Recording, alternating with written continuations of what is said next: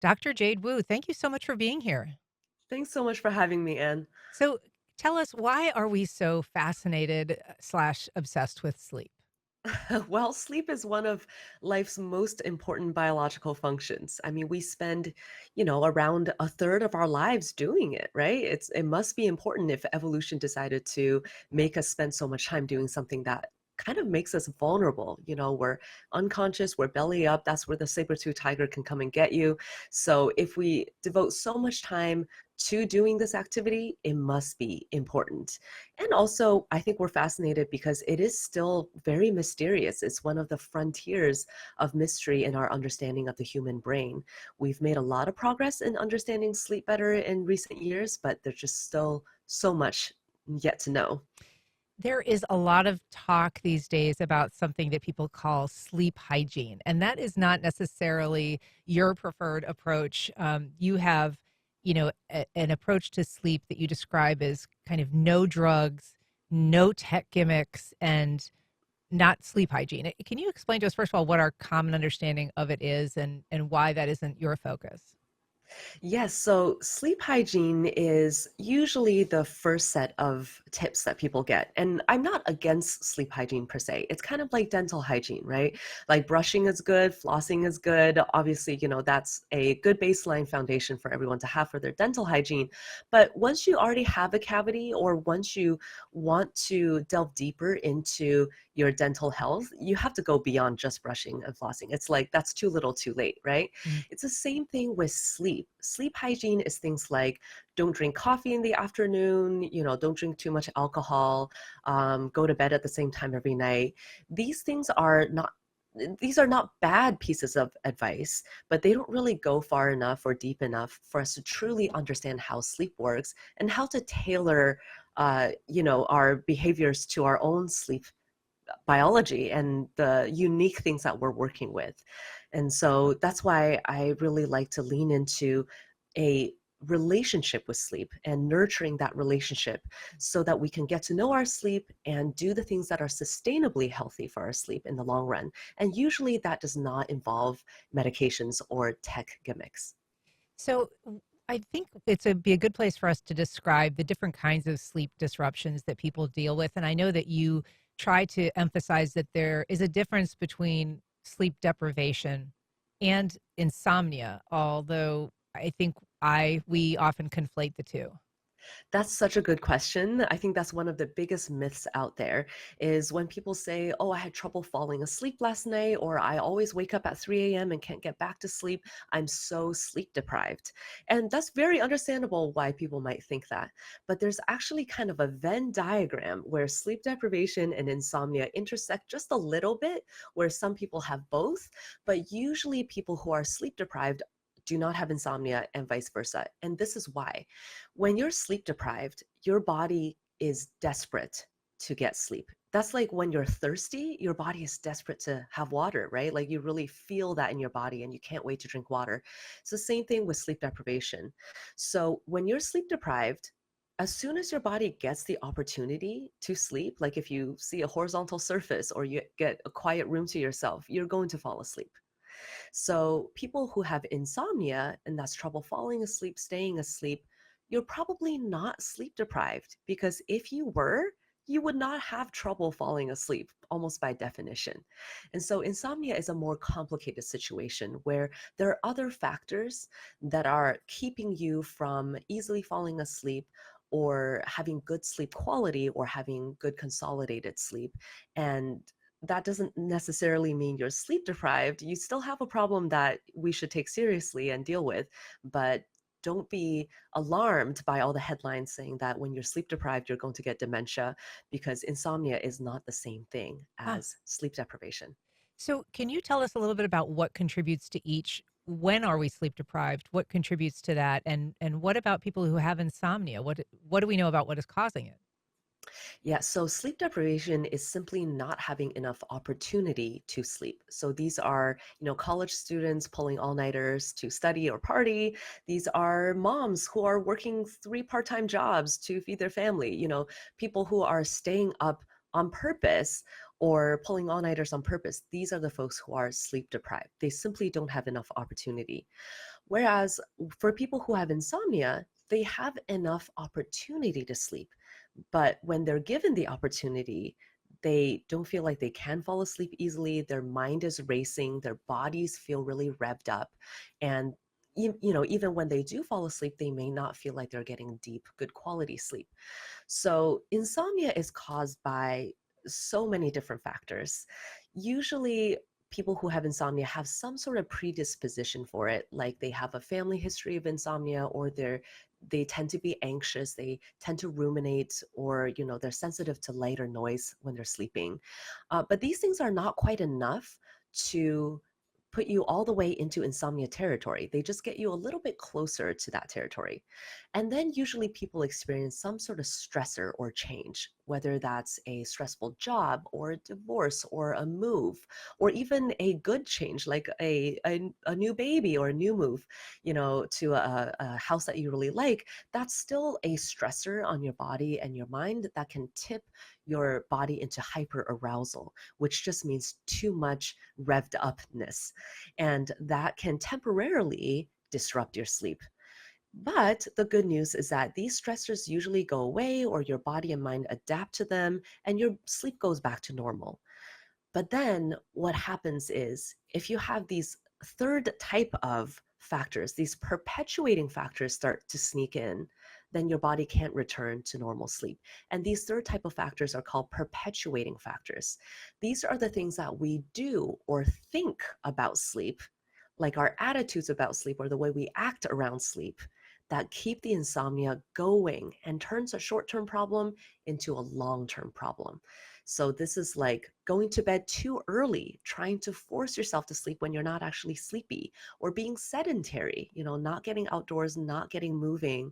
These are things like being anxious about sleep leading up to bedtime, thinking, oh shoot, here goes again, here we go into battle, or if I don't get a good night's sleep, I'm going to be useless tomorrow, or I'm going to have health problems if I don't get at least 6 hours of sleep tonight.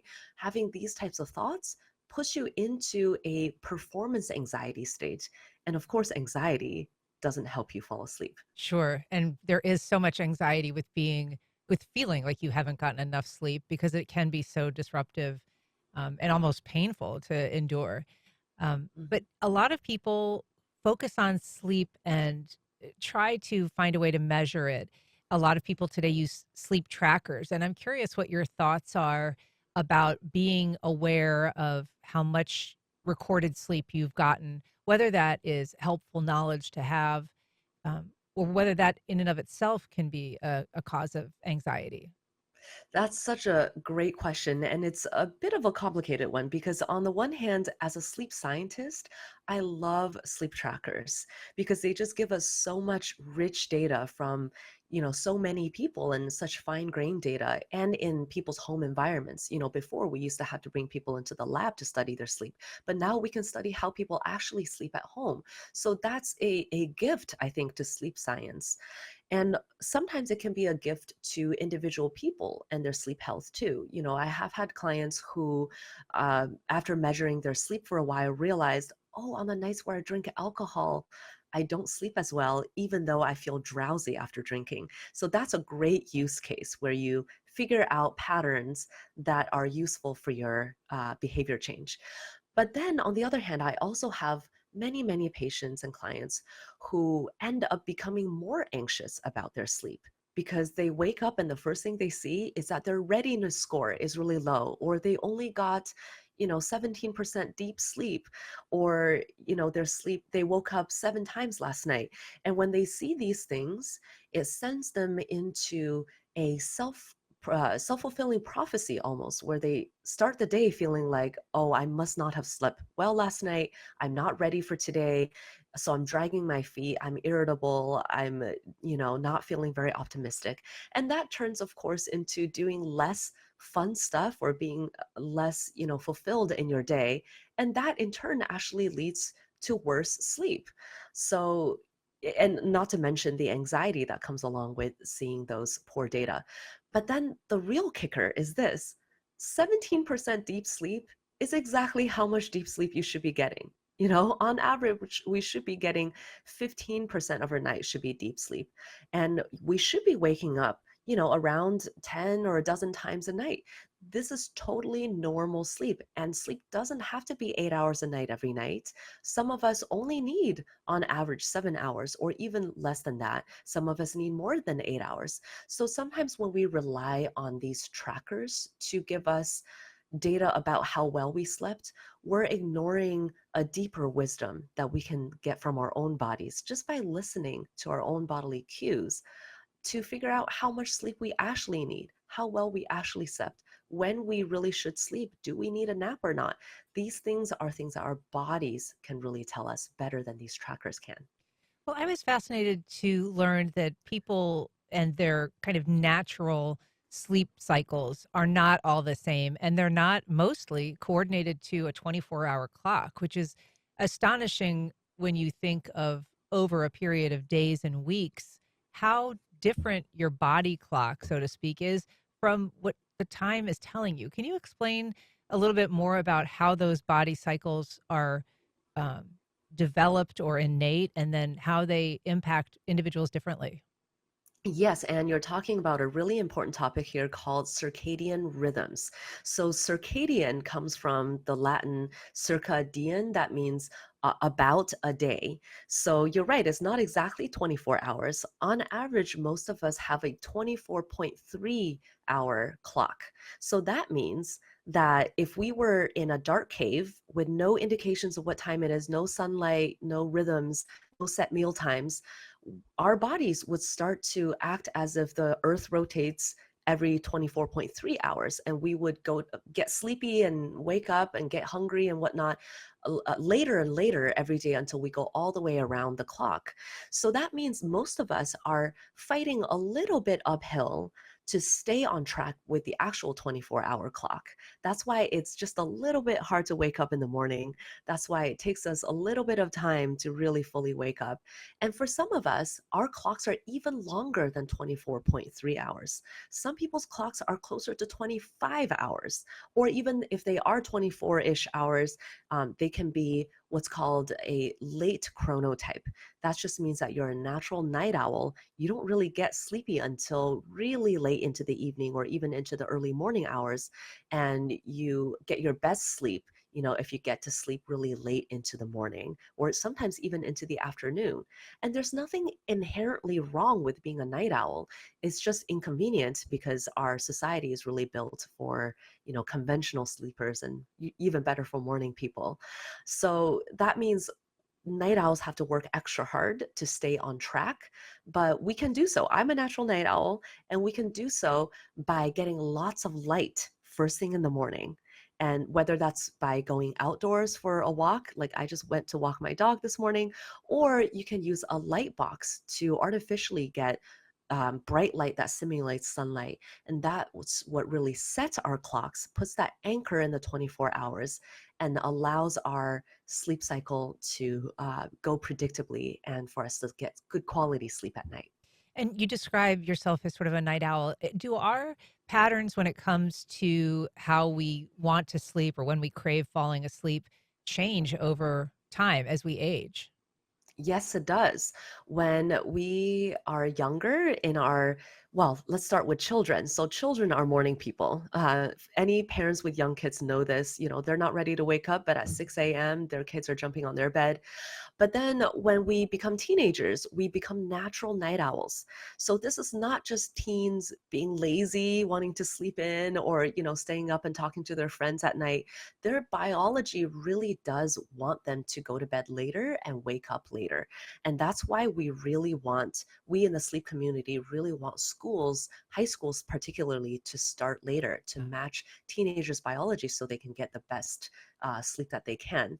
And then as we get into full on adulthood and middle adulthood, we become more morning people again. And then as we get into later adulthood, we become real morning larks. We become sometimes such morning larks that we wake up at 4 a.m. and we start our day then.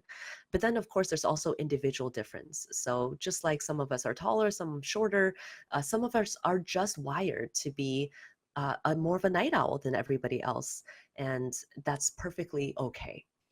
I want to ask you about something called sleep banking, which is, I guess, when you're anticipating that you might lose sleep over a coming period. Can you tell us what that is, whether it's effective? Does it work?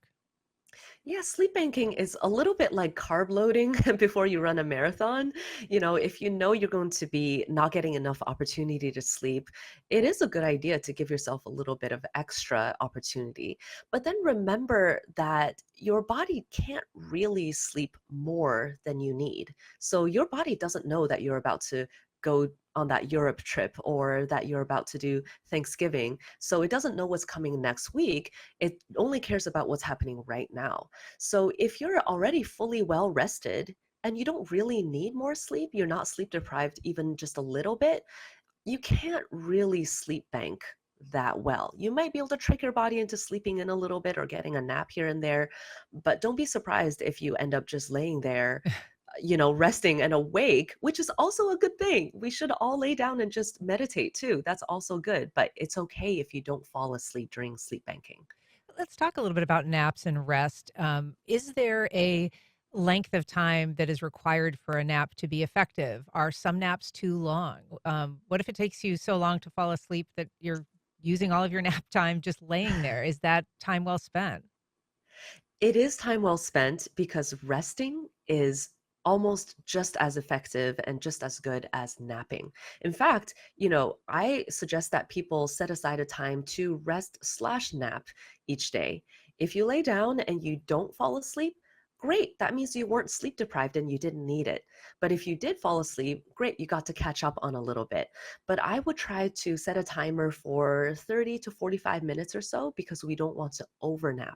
Even if you are somewhat sleep deprived, we want that nap to be short because we don't want to basically take away your sleep appetite for your nighttime sleep. So you mentioned, Thanksgiving, the holidays are here. And for a lot of people, that means there's going to be travel involved. So I guess I want to get you talking a little bit about coping with jet lag, but also just the disruptive nature of the holidays when you either have house guests or you are a house guest. Just um, are there some practical ways people can prepare for all of those things? Yes, the holidays are really a triple whammy for sleep disruption, the travel, the stress, and then the food and alcohol, right? So, the travel you mentioned first with jet lag, if you're only traveling one or two time zones, I wouldn't sweat it too much. Just kind of try to stick to your usual schedule if you can. But, if it's a few days when you're sleeping later or earlier than usual, don't sweat it. Enjoy the holidays, enjoy time with your family and friends. But if you do need help with jet lag, light is your best friend. Wherever you are, the local morning, use light. Get outside or use a light box, and that will help you to wake up when you need to be awake and to get better sleep at night. So that's travel. Now, the stress part, ooh, that's really tough. So I would say make sure you have a wind down period between your activities and your family and dinner and bedtime.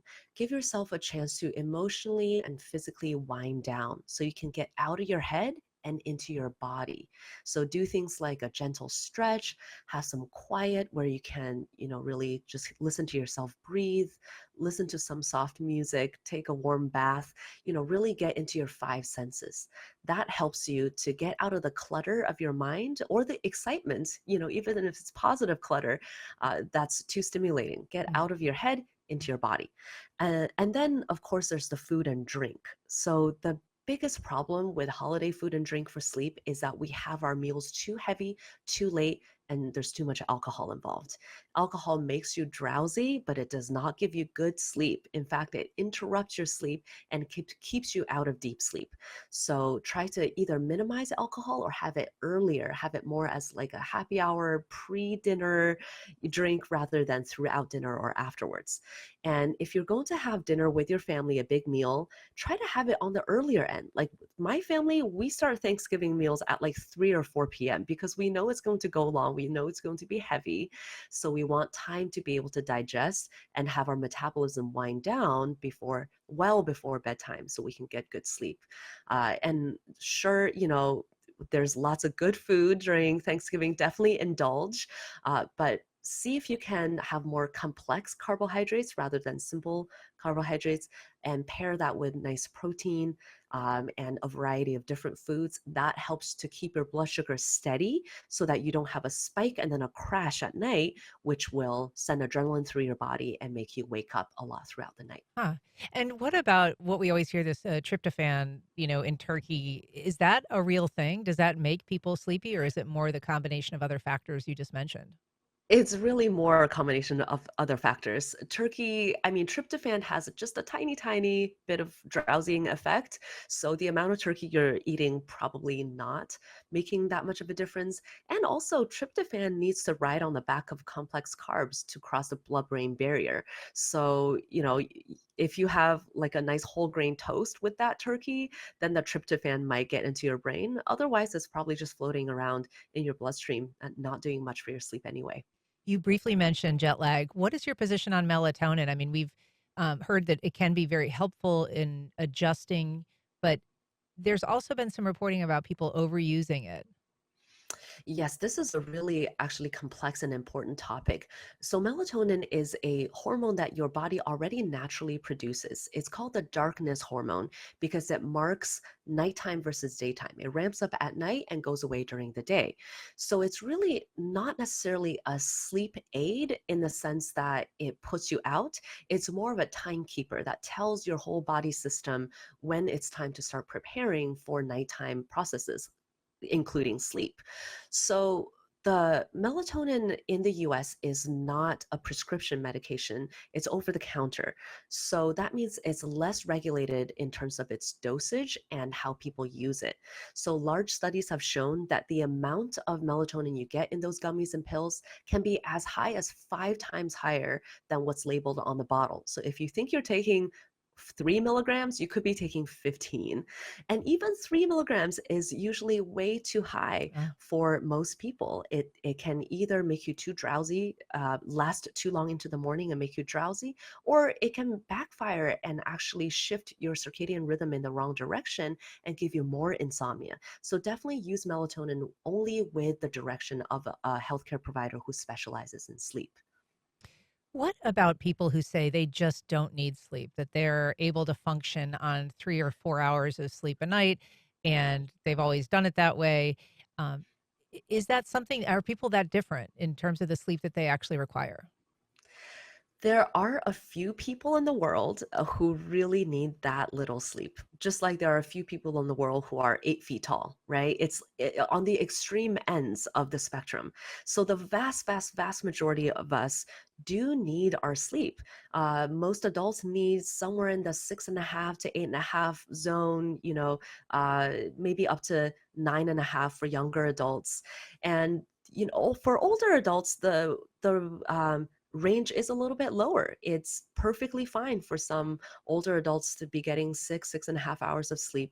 So really, the trick is to listen to your body when you give it enough opportunity to sleep. If your environment is conducive to sleep and you have consistent good schedules and you give yourself opportunity to sleep, then however much sleep your body can get is how much you need. And of course, talk to a doctor if you have concerns about other things like pain or other chronic conditions that may be affecting your sleep as well. But generally sleeping, we all do need more than 3 or 4 or 5 hours of sleep. Is it true that people self report kind of having better performance than perhaps they do when they are without enough sleep? That's interesting. When we don't get enough sleep, we get a temporary boost in cortisol and adrenaline because your body is acting as if there's a crisis going on. Because evolutionarily speaking, if you pull an all-nighter, that's usually because you're running away from a saber-tooth tiger all night, right? So if that's happening, then yeah, of course, there should be adrenaline. You should be performing as if there's a tiger on your tail. But that doesn't mean you're actually performing better. You're just more jazzed up. So we have research showing that people think they perform better on cognitive tasks, but they're actually less accurate. They make more mistakes. They think they're actually acting faster, but their reaction time is slower. So I would not necessarily trust the reports of let's say the tech bros who are saying, I only sleep 4 hours a night, but I function really well when I do a cold plunge after 3 hours of sleep. I'm good. I wouldn't necessarily trust that. Okay. That's good to know. For people who are in a place where they're not able to get proper sleep, whether it's somebody who's doing shift work, and I'm curious what your thought is of what constitutes that level of sleep, like kind of when is too early. But also people who are living in communities that are noisier, where there's more ambient light. Um, First of all, what do we know about health impacts? And second of all, what can be done in those circumstances? This is such an important question, and because sleep is not just an individual issue, it's not just about what we do in our own day to day, it's a societal issue, it's a really institutional issue. So, we do have research showing that on a large scale, the neighborhoods that have more ambient light and noise and less tree cover, the residents there tend to sleep worse and tend to sleep less. So even just by satellite imagery, if we see that a neighborhood has fewer trees, we can pretty much be certain that those people are not getting as good sleep. And of course, disadvantaged communities tend to live in those neighborhoods, and they're also more likely to do shift work, another really huge disruptor to sleep. So yes, we're seeing, more heart disease, more cognitive impairment, more general, metabolic disorders, just generally poorer health, both physical health and worse mental health in communities that get less sleep. And what can be done about it? I mean, there are a few low hanging fruits that we can do. Uh, First, start schools later. That means that's like a leveling effect for kids who are in more underserved communities. They at least don't have to deal with everything they're dealing with and sleep deprivation and circadian misalignment all at the same time. So start schools later. That's an equalizing effect. That's a boosting effect for all students. We can also get rid of daylight saving time. There's no reason why everybody needs to shift their clock and twice a year. Mm. That's very disruptive. We know that heart attacks and strokes and car accidents spike. The rates go up the day after that time change twice a year. So we don't need to be doing that either. And we really need to be investing in better sleep education and better institutional policies about shift work, for example, of how many continuous hours people should be driving or working, or scheduling shifts in such a way that it's the least amount of detriment to their circadian clock. Like, for example, if someone has to do rotating shifts, if their shifts go later and later along the flow of time of the clock, that's better if their shifts go earlier and earlier and earlier against the clock movement. So even just little things like that can make a It's big better if difference. they go later than if they start earlier. That's right. If they have to rotate their shifts, if each shift during the week is later, that starts later than the previous one, that's better than if they go in the other direction. Is there a time, a cutoff in your mind as to what's too early? When does the impairment begin in terms of a shift hour? It really depends on the person's own chronotype. There are people who naturally wake up at 4 or 5 a.m. ready to go, and they're perfect for those early morning shifts, like being a news anchor, right? Whereas for people who are delayed sleep phase, they might be very happy working second shift or third shift, but not early morning. So I think knowing your own individual chronotype and having an institutional sort of tolerance for or embrace of people's differences in their sleep habits and their sleep patterns can make it so that we can schedule shifts in a way that is more beneficial to each person. So I want to end on kind of a lighter note, dreaming. Is there are dreams disruptive? Is waking up and remembering a dream a sign that you've had good sleep, or that you have had bad sleep and you've woken up in the middle of important sleep? Neither of those things. So Okay. waking up and knowing remembering your dreams is neither a good nor bad thing necessarily. Now, if people are having frequent nightmares, that is a problem because that interrupts your sleep, that, adds stress to your life. That can be detrimental to mental and physical health. So if you're having frequent nightmares due to a traumatic event or for no reason at all, that's something to talk to a specialist about. There are treatments for that. But dreaming overall is a lovely, beautiful thing. As long as we don't read too much into it and get worried about having a strange dream here and there or a stressful dream, it can be a really fun thing to recount during the day. So definitely keep a dream journal if that's fun for you. It can be nice for your emotion regulation. Well, Dr. Jade Wu, she is a sleep psychologist. She is a featured speaker at this year's TEDxJacksonville event on January 17th. And it's so fun to talk to you, Dr. Wu. Thanks so much for doing this today. Thanks so much for inviting me on, Anne. We'll be back in just a minute.